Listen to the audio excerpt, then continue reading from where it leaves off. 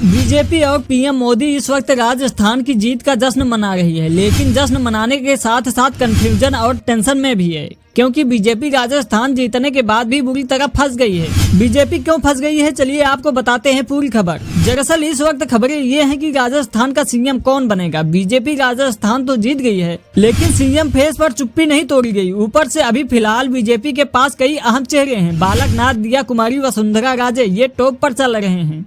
अब इनमें कंफ्यूजन यह है कि बीजेपी किसको सीएम बनाती है और किसको सीएम ना बनाकर नाराज करती है। ये बातें इस वक्त चल रही हैं। क्यों चल रही हैं आपको बता दें, क्योंकि वसुंधरा राजे राजस्थान की महारानी कही जाती हैं। उनकी अपनी ताकत, अपनी पहचान, और अगर बीजेपी उनको नाराज करती है तो बालक नाथ या दिया कुमारी को सीएम बनाती है तो यह टेंशन बढ़ जाएगी, क्योंकि वसुंधरा राजे पार्टी को तोड़ सकती हैं। क्यों तोड़ सकती हैं? क्योंकि उनके कई बागी नेता समर्थक हैं जिन्होंने बीजेपी से हटकर चुनाव लड़ा था, और अगर वो बागी नेता वसुंधरा के समर्थन में आ जाते हैं तो 15 से 16 भी अगर विधायक वसुंधरा के समर्थन में आ जाते हैं तो ऐसा कहा जा रहा है कि इस वक्त मीडिया रिपोर्ट में खबरें चल रही हैं कि वसुंधरा राजे गहलोत के साथ जा सकती हैं, पार्टी तोड़ सकती हैं अगर उनको सीएम नहीं बनाया जाता है तो। दूसरी ओर ये भी कहा जा रहा है कि बालक नाथ एक मजबूत चेहरा है। बालक नाथ को लेकर कई डिमांड उठ रही है कि बालक नाथ को सीएम बनाना चाहिए। ऐसे में अगर मोदी बालक नाथ को सीएम बनाते हैं तो वसुंधरा को नाराज करते हैं तो क्या होगा। चुनाव रिजल्ट के पहले खबरें ये भी चल रही थी कि बीजेपी वसुंधरा राजे को सीएम नहीं बनाना चाहती है और वसुंधरा राजे सीएम बनना चाहती हैं। अगर मोदी वसुंधरा राजे की बात नहीं मानते और बालक नाथ को सीएम बना देते हैं तो बीजेपी के लिए टेंशन ही टेंशन है और पार्टी टूटने की भी संभावना है, ऐसा कहा जा रहा है। हालांकि हम इन खबरों की पुष्टि नहीं करते हैं, ये तो आने वाले वक्त में ही पता चलेगा।